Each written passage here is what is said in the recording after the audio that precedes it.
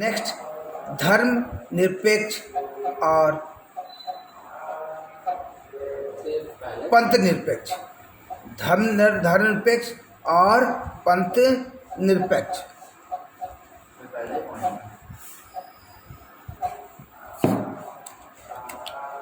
तो धर्मनिरपेक्ष तथा पंथ निरपेक्ष, पंच नहीं है तो सुधार लेंगे, पंथ निरपेक्ष राज्य। इसका आशय यह है कि भारत का कोई राजधर्म नहीं है और सरकार द्वारा नागरिकों के मध्य किसी प्रकार का कोई विभेद नहीं किया जाएगा। तो लास्ट क्लास भी हमने बताया था, क्या राज्य का कोई धर्म है? क्या देश का कोई धर्म है? नहीं है, वो तो नागरिकों का धर्म है और उसमें किसी तरह का भेदभाव नहीं किया जाएगा। सभी नागरिकों को किसी भी धर्म के पालन, उसका प्रचार प्रसार की स्वतंत्रता प्राप्त होंगी, जो कि आर्टिकल आप लोगों को याद होगा 25, 26, 27, 28। बोलो जी। और ये धर्म जो बातें हैं किसके अंतर्गत आएंगे? मौलिक अधिकार या मौलिक कर्तव्य या राज्य के नीति निर्देशक तत्व। बोलो जी, किसके अंतर्गत आएंगे?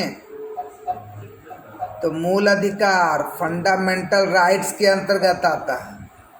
फंडामेंटल राइट के अंतर्गत देखने को मिलेंगे। ठीक है,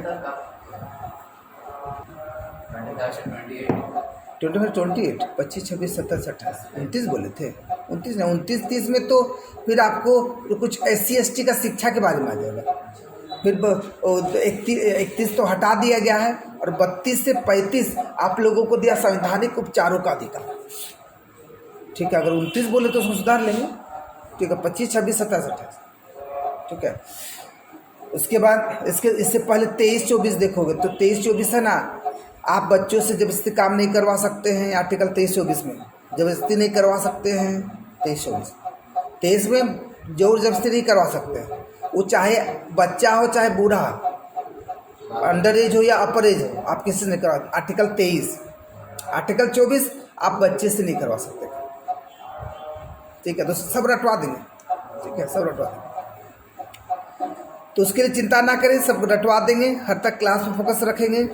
सभी धर्मानुयायियों को अपनी रुचि की धार्मिक संस्थाएं, सभी धर्मानुयायियों को अपनी रुचि की धार्मिक संस्थाएं स्थापित करने तथा उनके प्रबंध का अधिकार होगा। है ना, आप जो भी धर्म है भैया, आपको है प्रचार करो, पालन करो, प्रसार करो, प्रबंधन करो, चंदा उंदा वाला, तो वो तो प्रबंधन मैनेजमेंट ही तो हुआ।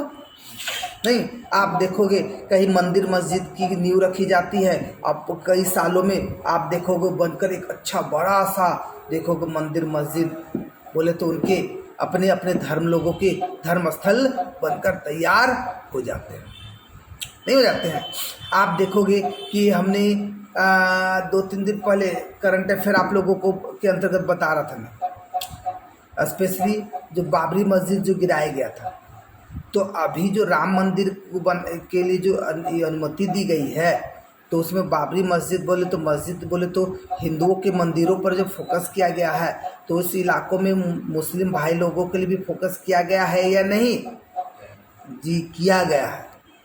तो किसके अंतर्गत? धर्मनिरपेक्ष के अंतर्गत।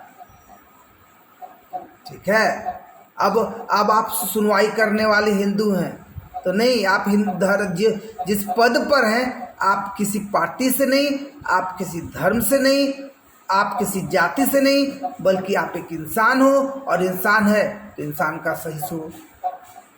तब सोच लीजिए, तो वहाँ पर इसलिए वहाँ पर राम मंदिर पर भी फोकस किया गया, तो मस्जिद पर भी फोकस करने का काम किया गया। चलो भैया, इतना जमीन मुस्लिम भाई लोगों के नाम, चलो जो भी विवाद है जाने दो, लेकिन हमारे भारत में जब मान्यता दे दी गई है, हमारा भारत एक धर्मनिरपेक्ष राज्य है, तो फिर जाने दो भैया। ठीक है, राम भगवान का जमीन था, जाने दो। या बाबर का मस्जिद था, जो भी है, लेकिन दोनों के लिए ये ज़्यादा अच्छा उपाय है। अच्छा, नेक्स्ट, लोकतांत्रिक गणराज्य, नहीं जी, लोकतांत्रिक गणराज्य यहाँ पर आप देख सकते हो, लोकतांत्रिक गणराज्य